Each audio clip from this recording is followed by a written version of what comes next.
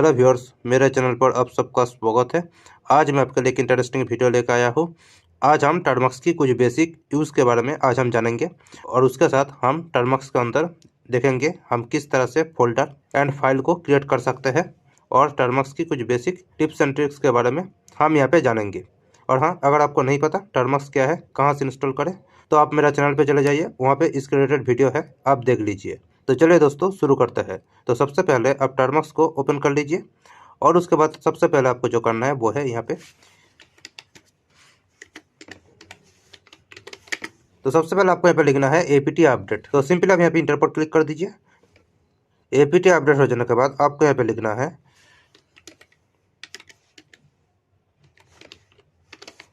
APT upgrade. तो लिख के आप सिंपली इंटर पर क्लिक कर दीजिए और यहाँ पे वाई लिख के इंटर पर क्लिक कर दीजिए। तो आपको सबसे पहले APT update and APT upgrade कर लेना है क्योंकि यह टर्मक्स के लिए ज़रूरी है।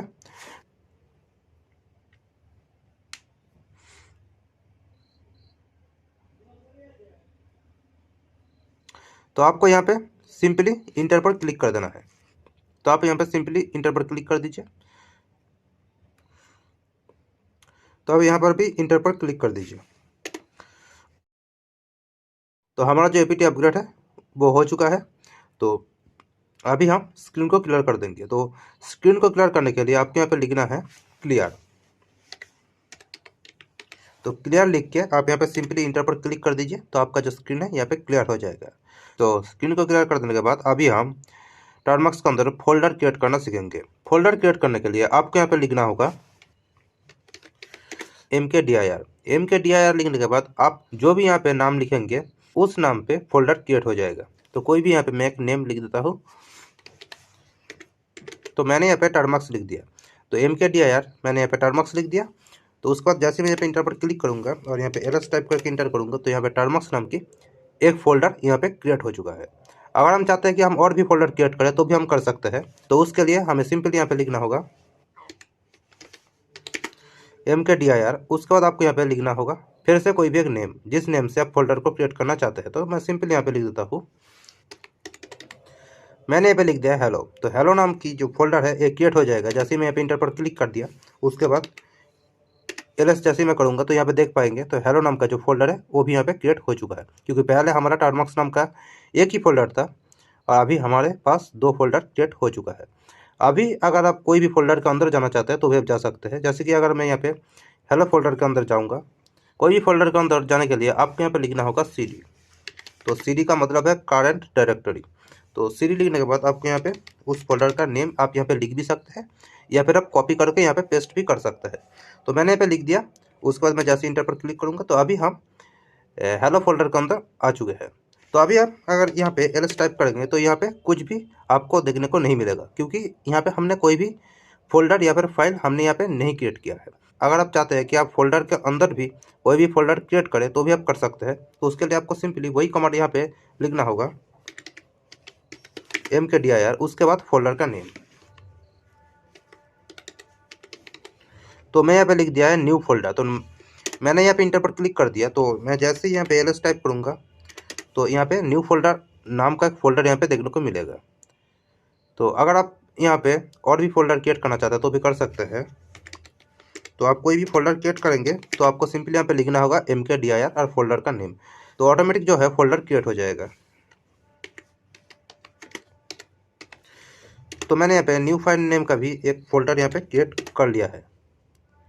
तो आप देख पा रहे होंगे यहाँ पे अभी दो फोल्डर है। तो ये जो दो फोल्डर है ये हेलो फोल्डर के अंदर ये दो फोल्डर है। अगर आप कोई भी फोल्डर को रिमूव करना चाहते हैं तो भी आप कर सकते हैं। उसके लिए आपको यहाँ पे लिखना होगा rmdir। तो आपको यहाँ पे लिखना होगा rmdir। उसके बाद आप उस फोल्डर का नेम आपको यहाँ पे लिखना होगा। जैसे कि मैं यहाँ पे न्यू फाइल फोल्डर को यहाँ पे रिमूव कर देना चाहता हूँ तो मैं इसको यहाँ पे लिख देता हूँ। तो मैंने यहाँ पे लिख दिया है rmdir न्यू फाइल। तो जैसे ही मैं यहाँ पे इंटर पर क्लिक करूँगा फिर से ls टाइप करूँगा तो अब देख लीजिए यहाँ पे सिर्फ एक ही फोल्डर है। न्यू फोल्डर नाम का सिर्फ यहाँ पे एक ही फोल्डर है क्योंकि हमने पहले जो न्यू फाइल का जो फोल्डर था उसे हमने यहाँ पे रिमूव कर दिया।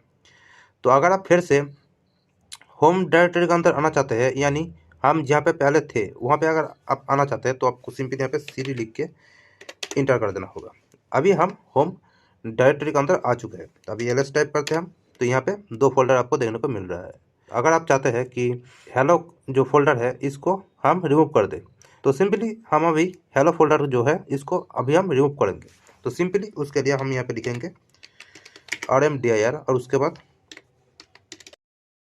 तो हेलो फोल्डर को हम रिमूव कर देना चाहते हैं, तो सिंपली इंटर कर दिया। तो आप देख पाएंगे ये जो हेलो फोल्डर है ये रिमूव नहीं हुआ, क्योंकि इस हेलो फोल्डर के अंदर और भी एक फोल्डर है।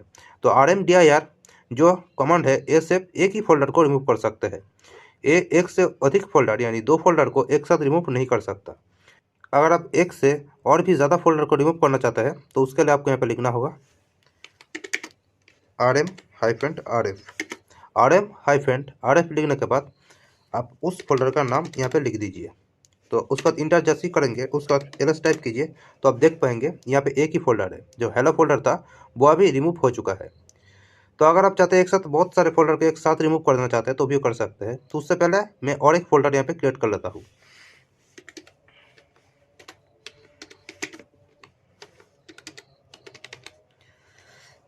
तो मैं फिर से न्यू फोल्डर नाम का और एक फोल्डर यहाँ पे क्रिएट कर लिया, आप देख पा रहे होंगे। और यहाँ पे जो न्यू फोल्डर है और यहाँ पे जो टर्मक्स है, टर्मक्स नाम का जो फोल्डर है, ये जो 2 फोल्डर को अगर आप एक साथ रिमूव कर देना चाहते हैं तो आप वो कैसे कर सकते हो, वो भी आप कर सकते हैं। मैं आपको दिखा देता हूँ।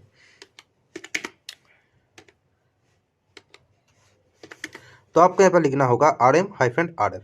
तो अगर आप एक साथ सारे फोल्डर को रिमूव कर देना चाहते हैं तो सिंपली आप इस तरह से इसको कॉपी कीजिए, या फिर आप इसका जो नेम है इसको आपको यहाँ पे टाइप कर देना है, यानी लिख देना है।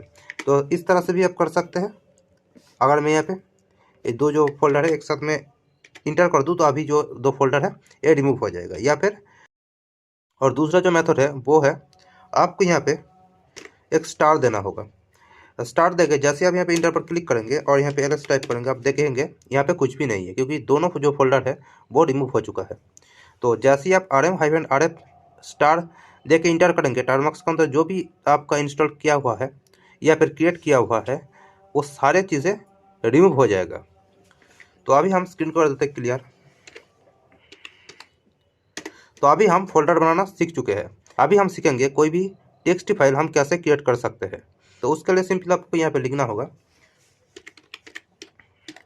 तो आपको यहाँ पे लिखना है नैनो लिख के आप सिंपली इंटर पर क्लिक कर दीजिए।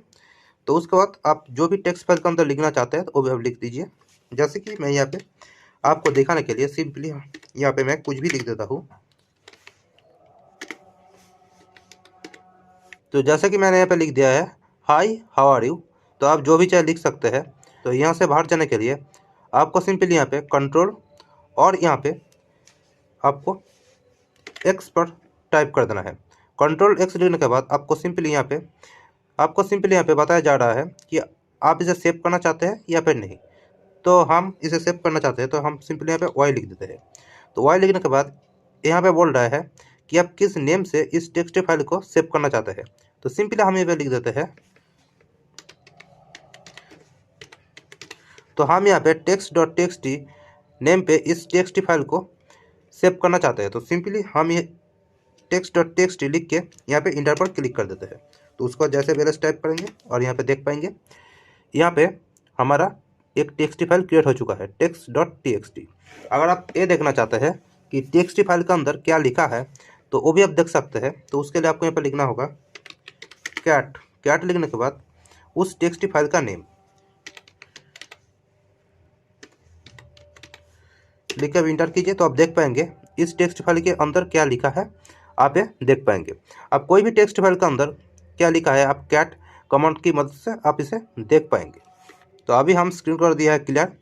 तो अब हम देखेंगे हम किस डायरेक्टरी के अंदर है उसे अगर आप देखना चाहते हैं तो उसके लिए सिंपल आपको यहाँ पर लिखना होगा PWD लिख के आप जैसे इंटर करेंगे तो हम कहाँ पे है ये यहाँ पे आपको देखने को मिलेगा। अभी हम होम के अंदर है। अगर आप चाहते हैं कि हम थोड़ा पीछे चले जाए यानी फाइल्स के अंदर चले जाए तो भी जा सकता है। तो उसके लिए आपको CD लिखना है और डबल डॉट देना है और इंटर पर क्लिक कर देना है। तो आप फिर से PWD लिखिए और यहाँ पे इंटर पर क्लिक कर दीजिए। आप देख पाएंगे अभी हम फाइल्स के अंदर आ चुके हैं। तो सिंपली अगर आप सीधा डेटा के अंदर जाना चाहते हैं तो भी आप जा सकते हैं। तो उसके लिए सिंपली आप CD लिखिए, यहाँ पे डबल डॉट दीजिए और यहाँ पे स्लैश दीजिए, फिर से डबल डॉट दीजिए और इंटर पर क्लिक कर दीजिए। अभी हम PWD करेंगे तो हम डेटा के अंदर आ चुके हैं।